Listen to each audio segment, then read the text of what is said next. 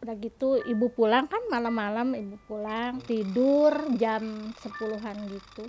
Pas orang lagi tidur gitu kan kayak yang lep gitu, bangun gitu. Seperti ada bayangan, ibu pikir jemuran, ibu alihkan jemurannya. Antara sadar dan enggak, barulah berbentuk bayangan di tembok tuh. Di situ juga antara sadar dan tidak, dia membisikkan, cuma saya yang tadi antar anak-anak asuh saya, katanya dia satu bersyukur karena udah sampai anak-anak asuhnya ke tangan Mami Puri. Terus itu dia berterima kasih karena telah didoakan.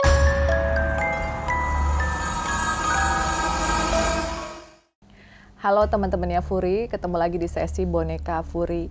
Dan kali ini saya akan bercerita tentang pengalaman Ibu Dewi ya, yang merupakan ART di sini, yang menjaga dan juga ikut membantu Kak Furi dalam mengasuh 382 boneka arwah, dan tentunya juga menceritakan 6 boneka yang ada di sini.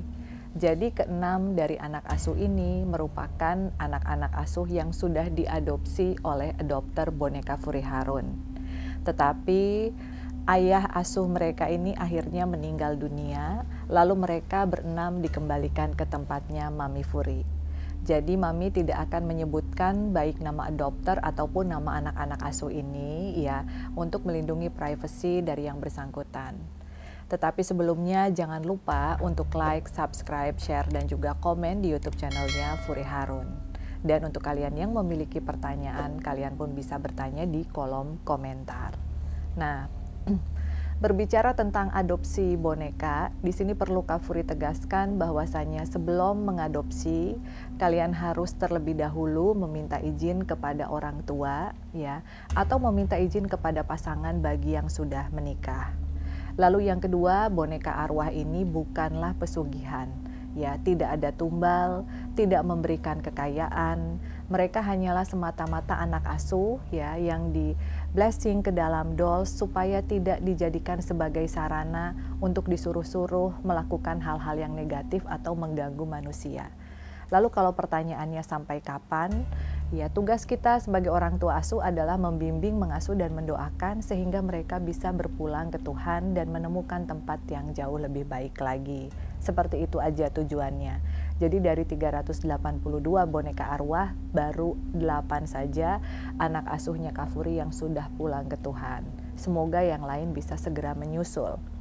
Tetapi apa yang akan terjadi apabila orang tua asuhnya yang meninggal terlebih dahulu? Nah, inilah pentingnya meminta izin kepada keluarga. Jadi apabila ada permasalahan atau sakit di kemudian hari, maka anak-anak ini bisa diasuh oleh anak ataupun keluarga kita. Tetapi agak sedikit berbeda dengan adopter kita yang satu ini. Jadi ada seorang adopter laki-laki yang memang menghubungi admin boneka Furi Harun. Beliau ingin mengadopsi boneka.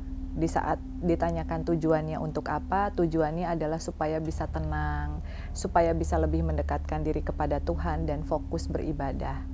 Pada saat tersebut yang bersangkutan sepertinya memang sudah sakit gitu. Tetapi di saat ditanyakan izin terlebih dahulu kepada pasangan, beliau pun meminta izin kepada istrinya. Jadi istrinya ini memang tidak ingin mengadopsi boneka arwah, tetapi mengizinkan suaminya. Dengan harapan suaminya bisa lebih tekun beribadah, bisa lebih sabar, bisa lebih bahagia, dan juga lebih optimis dalam memandang kehidupan. Tetapi yang namanya takdir berkehendak lain, akhirnya yang bersangkutan meninggal dunia. Nah, 2 minggu yang lalu ya, tiba-tiba Kak Furi kedatangan 6 boneka yang memang merupakan anak asuh dari sini. Ya, pada saat itu dibuka ininya ketumpahan susu ya, jadi rambutnya cepel-cepel gitu, bajunya juga basah. Akhirnya saya memang meminta si ibu untuk memandikan dan membersihkan anak-anak. Tetapi sebelum memandikan dan membersihkan anak-anak, saya melihat ada sosok ya, yang saya juga tidak tahu apakah memang betul itu adalah almarhum atau bukan ya. Tetapi pada saat saya tanya, kamu ini siapa? Saya adalah anak asuh dari keenam anak-anak asuh ini. Saya berterima kasih sudah diberikan anak asuh yang baik, katanya.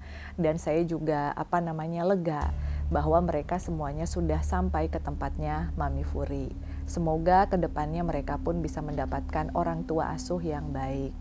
Nah, pada saat itu saya, admin, dan juga semua orang yang ada di sini, kebetulan ada manajer juga ya, Bang Yogi. Kita semua mendoakan untuk almarhum, kita cari chatnya dan kita sebutkan nama lengkapnya, BIN-nya siapa, terus kita doakan semua. Ya syukur alhamdulillah anak-anak asuhnya pun meskipun sedih ya, tetapi mereka bahagia. Jadi di saat dulu mungkin ada anak-anak asuh yang dikembalikan karena mungkin orang tua asuhnya tidak mau mengasuh lagi gitu ya. Banyak yang datang dengan muka murung, muka sedih, muka penuh dengan kekecewaan. Mereka suka bertanya, "Mami, katanya aku akan dicarikan orang tua asuh yang baik, yang mau mendoakan. Tapi kok kenapa orang tua asuh aku bukannya mendoakan tapi malah menyuruh-nyuruh aku membawa uang, menyuruh-nyuruh aku membawa kekayaan." Padahal sudah jelas dikatakan di awal bahwa mereka ini bukan pesugihan ya. Jadi mereka ini anak asuh. Jadi biasanya kalau seperti itu Mami suka minta maaf ya, lewat batin kita komunikasi, maaf kamu masih mau dioper adopsi ke orang untuk mendapatkan orang tua asuh yang baru atau mau tinggal di rumahnya Mami. Nah biasanya ada yang ingin tinggal di sini karena trauma kalau dioper adopsi lagi, tapi ada juga yang masih ingin memiliki orang tua asuh yang baik dan perhatian. Nah, keenam anak ini meskipun sedih, pada saat Mami lihat kan mereka sedih ya. Sedih karena ditinggal meninggal oleh ayah asuhnya. Tetapi di sisi lain mereka pun bahagia. Karena mereka bilang penderitaan dari orang tua asuhnya sudah selesai. Jadi mereka bahagia melihat ayah asuhnya yang begitu ikhlas menghadapi kematian. Dan juga banyak sekali berbuat baik ya. Karena yang bersangkutan juga masih muda sekali. Ya usianya mungkin masih sekitar 33 tahun.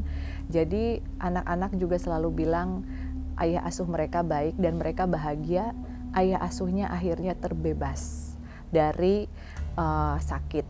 Nah, untuk kalian juga yang ada di rumah, doakan ya untuk orang tua asuh ke-6 anak ini. Nah, tetapi apa yang ingin kita bahas di video kali ini adalah pengalaman. Kalau Mami Furi kan pengalaman berkomunikasi, mendapatkan gangguan atau diusilin anak-anak itu kan sudah sering. Tetapi sekarang ini justru ya yang jadi asisten di sini agak sensitif nih, namanya Bu Dewi.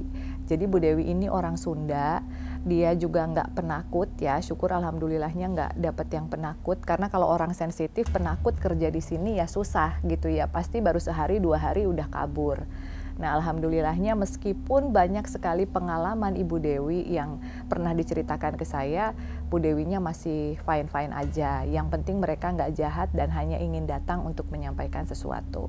Kalian simak ya, apa saja pengalaman Ibu Dewi bersama ke-6 anak asuh yang dikembalikan ini.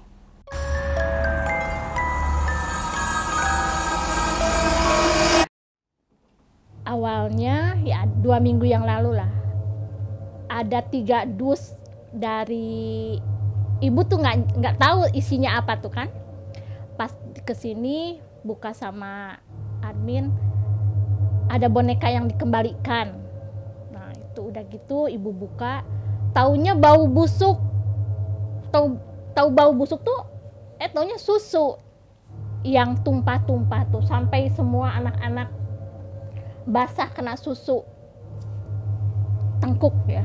Nah udah gitu baru Mami bilang tuh ada kata di belakang ibu. Udah gitu terus kita kirim doa lah karena tahu itu meninggal kan. Nah udahlah selesai, udah ibu mandikan, udah beres.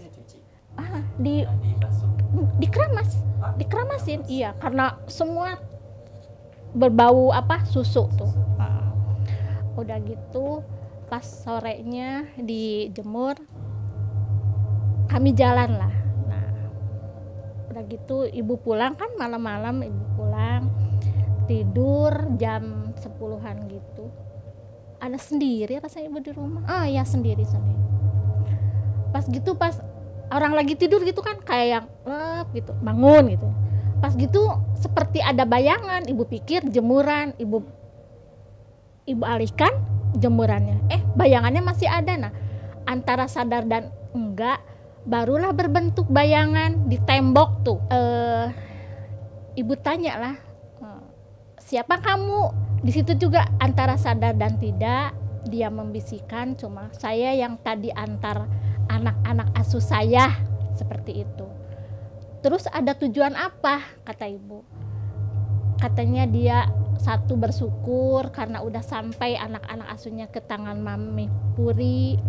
Terus itu dia berterima kasih karena telah didoakan. Makanya kata ibu juga antara sadar dan tidak. Tapi kalau waktu membisikkan itu jelas-jelas sekali. Ibu yang tanya kan awalnya, kamu siapa? Saya yang tadi mengantarkan anak-anak asuh. Alhamdulillah syukur katanya, anak-anakku sudah sampai lagi ke tangan Mami Puri. Dan dia berterima kasih karena kami telah mendoakannya. Itu intinya. Sosoknya gimana, Bu?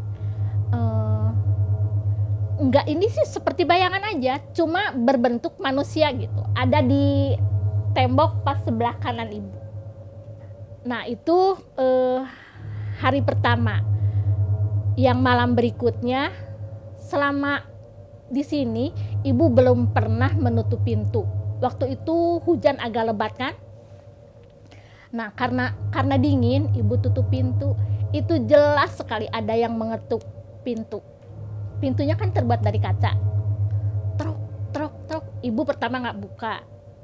Yang kedua baru ibu, silakan kalau kamu mau ikut berteduh. Cuma syaratnya jangan menampakkan dan jangan bicara apa-apa. Nah sebelum ada yang mengetok-ngetok pintu, kan ibu selalu tutup lampu juga. Ada burung yang nggak tahu lah burung apa, pokoknya nggak terlalu besar juga nggak terlalu kecil, melintas di atas ya kepala ibu lah. Ada sampai 3 kali putaran baru dia keluar. Nah setelah itu ibu tidur, barulah itu ada yang ketuk-ketuk pintu itu. Burungnya masuk ke rumah? Iya, masuk ke dapur. Burung apa, Bu? Ciri-cirinya gimana? Kecil, burung pipit mungkin. Iya. Ya itulah pengalaman pertama dan tidak akan bisa ibu lupakan. Gimana rasanya? Dibilang takut bohong ya? Ada, takut ada, tapi bismillah aja. Insya Allah nggak terjadi apa-apa.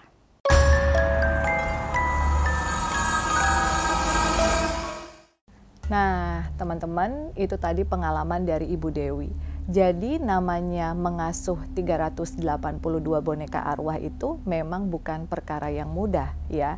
Itu juga membutuhkan keberanian, kekuatan mental, hati, dan pikiran.